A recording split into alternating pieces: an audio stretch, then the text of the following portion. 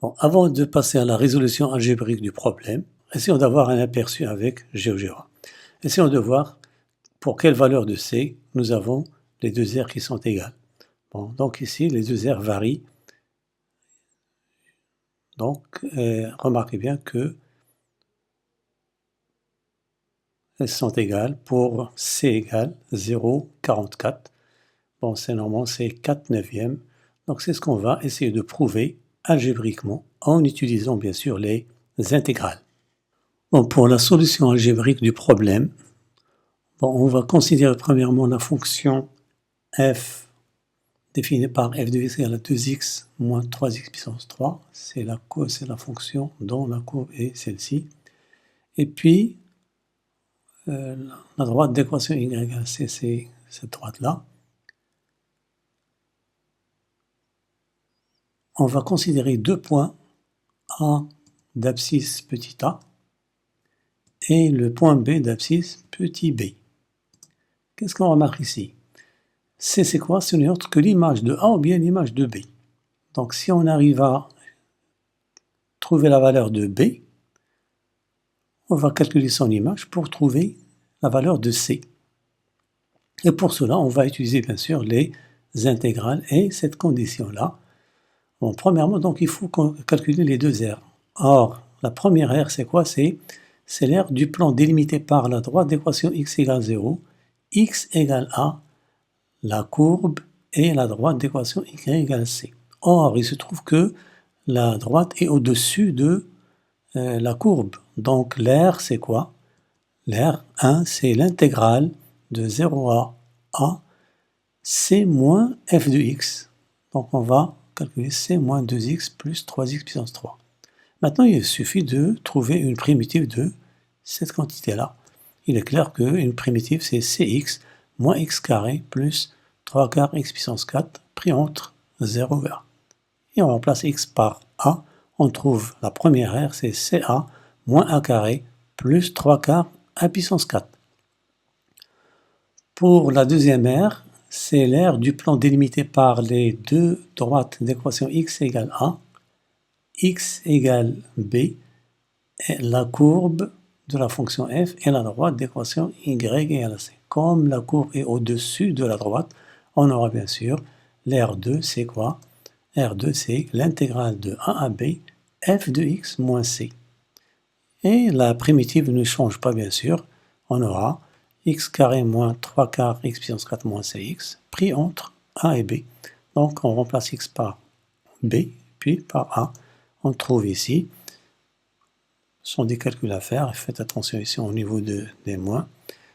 Alors maintenant on va utiliser la condition que les deux R sont égales. Or, là, les deux R sont égales, donc on en tire quoi? Après avoir réduit et simplifié, on aura b puissance 2 moins 3 quarts b puissance 4 moins cb égale 0. On peut simplifier par b, pourquoi? Parce que b est strictement positif. Donc on trouve c égale b moins 3 quarts de b puissance 3. Or, c c'est quoi? C c'est f de b. Donc on va remplacer x par b dans l'expression de f de x. On trouve à 2b moins 3b puissance 3. Donc on va égaler entre ces deux. Alors, nous avons le même réel, c égale c. Donc on trouve ici b moins 3 quarts b puissance 3 égale 2b moins 3b puissance 3. On simplifie, on réduit, on trouve finalement 9 quarts b carré égale 1. Bon, car b est différent de 0, on a simplifié par b. Donc on trouve b carré égale 4 neuvièmes, donc b égale plus ou moins racine de 4 neuvièmes. Or, b est strictement positif, donc on trouve b égale 2 tiers. Finalement, c c'est quoi? C'est l'image de 2 tiers par cette fonction-là. On trouve finalement c égale 4 neuvièmes, et 4 neuvièmes c'est presque 0,44. Voilà, donc c'est terminé pour la solution du premier exercice. On passe à la solution du deuxième exercice. Bon, pour la solution de l'exercice 2, on nous demande de calculer la valeur exacte de cette intégrale. Premièrement, on va poser grand I égale intégrale de 0 à pi sur 2 dx sur 2 plus cos x. L'idée c'est de réécrire ce dénominateur sous la forme 1 plus cos x. Pourquoi? Pour utiliser cette formule-là. On sait que cosinus de 2θ, c'est 2 cos carré θ, moins 1. Donc, remarquons que l'intégrale, c'est, voilà, c'est ce que j'ai, donc c'est 1 plus cos x. Or, on sait que 1 plus cosinus de 2x, c'est 2 cos carré x. On divise tout par 2 ici. Et on trouve 1 plus cos x égale 2 cos carré x sur 2. Donc, l'intégrale i devient intégrale de 0 à pi sur 2, dx sur 1 plus 2 cos carré x sur 2. Et on sait que le cos carré, il y a une relation entre cos carré et tangente carré. Pourquoi? Parce que 1 plus tangente carré alpha, c'est 1 sur cos carré alpha. Programme du tronc commun. Donc, on va poser maintenant t égale tangente x sur 2. Et on remplace tangente ici par t. On trouve cos carré x sur 2 égale 1 sur 1 plus t carré. Et bien sûr, donc il faut se débarrasser de dx. Pour cela, on va dériver. Alors, donc, différentiel dt, c'est quoi? C'est ici, on utilise la formule tangente prime de alpha x, c'est alpha facteur de 1 plus tangente carré alpha x, dérivé de la composée. Donc ici, dt, c'est 1 demi fois tangente prime de x sur 2, ça fait 1 demi facteur de 1 plus tangente carré x sur 2. C'est-à-dire quoi? dt égale, qui est égal bien sûr, 1 demi 1 plus t carré dx. Donc on peut tirer dx.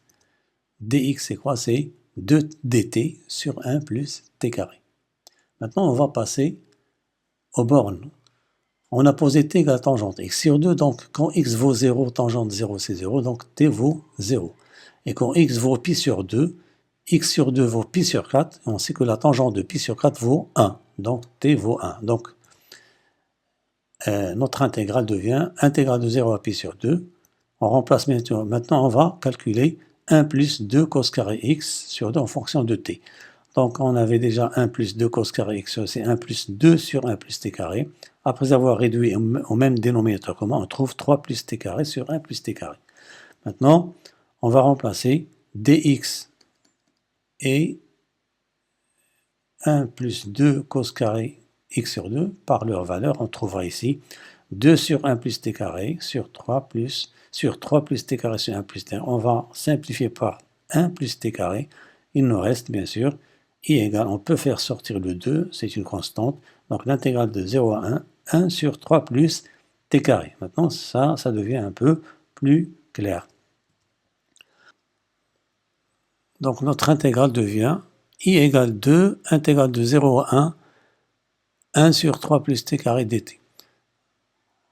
Donc on va essayer de réécrire ça sous une autre forme. On a 3 plus t carré, on va le réécrire sous la forme 3, 1 plus t sur racine de 3, le tout au carré. Notre intégrale devient 2 tiers dt sur 1 plus t sur racine de 3 au carré.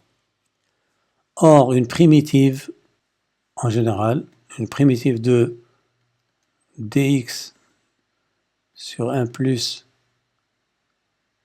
alpha x au carré, c'est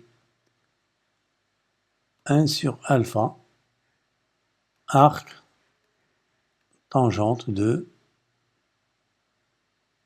alpha x. C'est ce qu'on va utiliser ici. Donc ici, on va utiliser cette formule-là.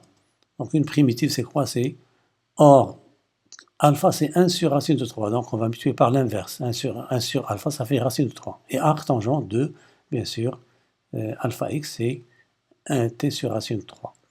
Donc maintenant, on va calculer, bien sûr, entre 0 et 1.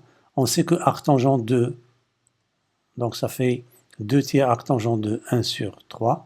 1 sur racine de 3 moins arc tangente de 0. Or, arc tangente de 0, c'est 0. Or, arc tangente de 1 tiers, 1 sur racine de 3, c'est quoi? C'est pi sur 6. On a tangente pi sur 6 égale 1 sur racine de 3. Donc, pi sur 6, c'est arc tangente de 1 sur racine de 3.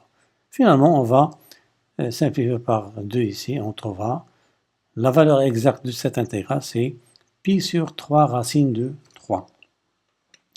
Voilà, donc c'est terminé pour la solution de cet exercice. J'espère vous retrouver pour un nouvel exercice, mais n'oubliez pas de vous abonner à ma chaîne et de partager avec vos camarades pour que tout le monde en profite. Et à bientôt.